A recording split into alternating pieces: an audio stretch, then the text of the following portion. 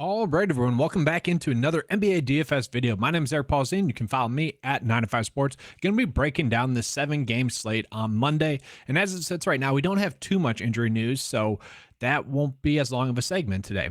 Just a reminder, if you guys enjoy the coverage, make sure to give a like and subscribe. That helps us be able to put out more content for you guys. All right, let's get into the injuries for today.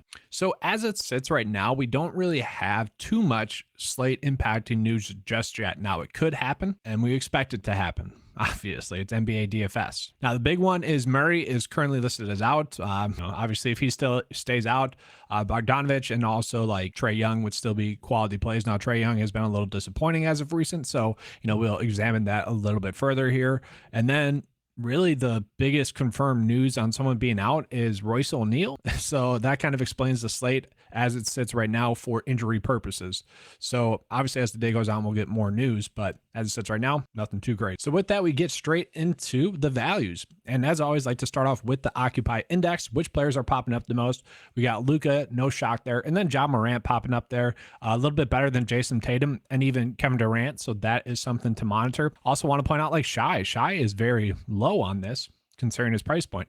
So like someone like Kyrie Irving makes a lot more sense in that aspect. Okay, so just something, to always keep in mind. So let's go ahead and let's get into the top FanDuel value plays. So Jaden McDaniels popping up as a top value with Cat out, and at this low price point, it does make sense. And I'm sure even on Yahoo, if you guys are someone that plays on Yahoo, yeah, that stood out to me. $11 on Yahoo. So a spot where you can get on him there easily. And then we get into it, like TJ Warren with Royce O'Neal out, is he going to get some more minutes? That's the biggest question. Last game that he was in, he played in over 20 minutes. Okay, I believe that was with Ben Simmons out, and looked good, had 25 DK points, and at 4.1 today on DraftKings, and at 3.7 on FanDuel, that is a very good price point. So TJ Warren is someone on FanDuel you are definitely going out of your way to play. It seems like with that Royce O'Neal news, you'd kind of just expect him to step into that, expecting around 20 FanDuel points. From there, Kyle Anderson, still a decent price point play, I think. Kyle Anderson has been someone that's been very productive with Cat off the court. Last two games, 47 DK points and 32 DK points. Now, I don't really think that's all too fluky, okay? Sure, benefited from good matchups, okay, but he does get Portland again. So at the very least, you expect him to get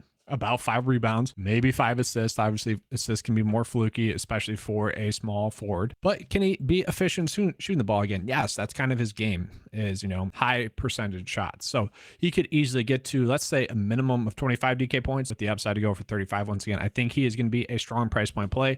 And as it sits right now, I'm fine putting like Warren and Kyle Anderson into builds for now. And then from there, Caleb Martin, yes, I don't mind Caleb Martin, perfectly fine with him.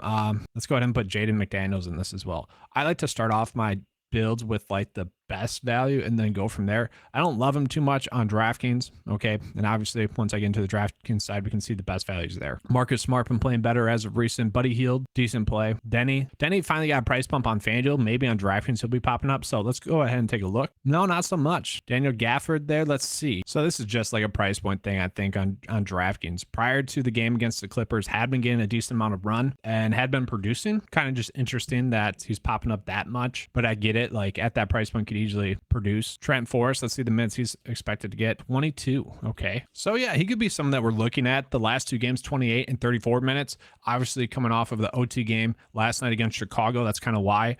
But 17.7 DK points in that game. Not great, but at 3.1, you're not asking for too much. You are asking for around 18 DK points. So yeah, I could see that. I could see putting him in there for now. And then obviously as the day goes on, maybe making some adjustments. I do think Bogdanovich is going to be the one player that you just need to go out of your way to play. Last two games with Murray off the court, just been spectacular. The minutes have been there. The question is, coming off of a back-to-back and OT game, are they potentially going to sit him? Because obviously he is a guy that has had basically a bunch of injury problems since he has been an Atlanta Hawks player. So I would say there's the potential that he could sit. If he does, then you're looking at Hunter. But for now, we just got to plug and play him. And I love the fact that we can play him at guard or forward position. Capella at this price point is just a decent play as well. The Hawks all seem to be pretty cheap except for Trae Young, where Trae Young is just, if you end up on him, you're fine with it. And then, yeah, once again, Hunter is popping up there. Denny is popping up, and Denny has kind of just been a plug and play for quite some time because he continues to be underpriced. 3 straight games of over 30 DK points. And if you just consider his price point, he's been able to exceed value the last 4 slates. And this still seems like a very soft price. Sure, once Beal comes back and is healthy and ready to go, then not as much of a good play. But for now, you kind of just need to continue to play him. And I think that's what I'm going to do today as well. So we can see just by chasing the value that's out there today, we are already getting a pretty decent lineup build that's going. Now let's go ahead and take a look at what the public is thinking thus far this morning. Obviously, we have the timestamp on the bottom there, so you guys can take a look at that as well to see kind of when this information is coming out. All right, so starting out with DraftKings here. Yeah, a lot of people are going Denny. A lot of people are going Kyle Anderson. Rudy Gobert, that's kind of interesting to me. 25% projected ownership. Is that matchup based? That's interesting. I mean, I get it. He did just go for 47 against Portland. Utah, 40. You know, I get it. I get it. Especially at center today where it's not as strong as it has been in days past. Talk about that GPP, that Shark one. There was like 5 great center plays. It was just a matter of being most correct. That was on Saturday night.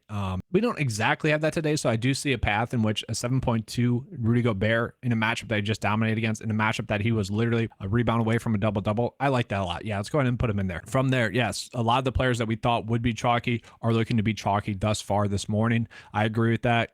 A lot of people are still hanging with Kyle Kuzma. I'm not saying that's wrong. I would probably lean more towards that being correct. It's just how many times can he continue to be a beast? That's the biggest question. I don't mind it though. Okay, let's go ahead and let's take a peek at FanDuel. Interesting. Kawhi Leonard on FanDuel really getting a lot of ownership. Yes, he is cheaper there, but is he a lock and load play? I don't know. Yes, cheaper on FanDuel, and obviously that's what you like to see, but I don't know if I would consider him a lock and load. That's interesting that he's the highest projected owned player on that slate. Zach Collins, yeah, he's cheap there. I guess I get that. Russell, I'm okay with that. Yeah, but then just more of the same. So let's go ahead and get into the lineup process first. Look for you guys, and then I'll begin out of here. So as we can see, I already have a pretty solid base going right now, just based on the value that we were starting our builds out with. So let's just go ahead and try to close this build out. Starting at the guard position, I don't mind Ja. Obviously, Luka is really popping up there, especially against OKC. He could certainly go for 60 DK points. I always tell people, guys, especially in NBA DFS, like you always kind of just want to pay up for the studs. Okay. If you can find a way to do it, yes, do it. Okay, that's kind of the default. So once again, sure, if you can afford to fit Luka in there, go ahead. Trae Young's been extremely interesting. Okay, a little bit of a disappointment last night against Chicago, a game that went to OT. He only shot the ball 18 times, and I say that because he played 42 minutes. You know, his shot just wasn't on, and you could argue his shot really hasn't been on too much the last 2 games. So can he go out and have a better night shooting tonight? Probably. Like we typically see that pendulum swing back into a positive way, so potentially.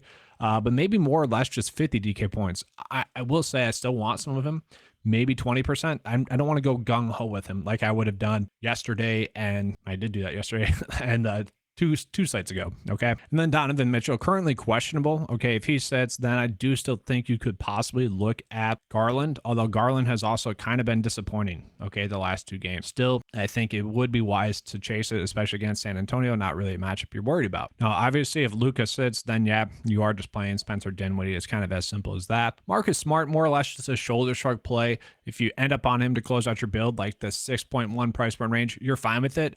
Last few games has just been spectacular. You know, just getting over 30 DK points, 4 out of his last 5 games. You know, you would certainly take that today. You know, I think I'm just going to go ahead and put Kyrie Irving at the point guard spot. I feel like we're paying up a little bit too much for him. I'm more expecting 40 DK points out of him tonight, okay, which is what he did a few games ago against Washington. I'm more or less expecting that, so I do feel like we're paying up a little bit too much for him.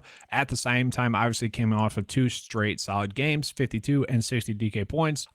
If we can find better lineup path as the day goes on, sure, but for now, I do like Kyrie Irving. Tyler Hero currently probable for tonight's game. Just want to point out that the last time they played, the Pacers went for 46 DK points. You know, you probably would be looking for 40 to 50 DK points from him tonight, and I think that's about what he's going to get you, so a decent play as well. So I went with Hunter as a forward just to kind of close it out, and then Trae Young ended up on him as a guard play. I'm perfectly fine with that. Like, that works. Not something I'm particularly crazy about, but that's kind of the slate as it sits this morning. Not enough injury news to really be too gung-ho about any play particularly. Now, I don't mind Clint Capella at his price point. I think he's going to be a strong price point play. And then Charles Bassey is certainly someone that could have a good game. Only going to get around 20 minutes, but can that be enough to really go out and get 20 DK points? I do think so.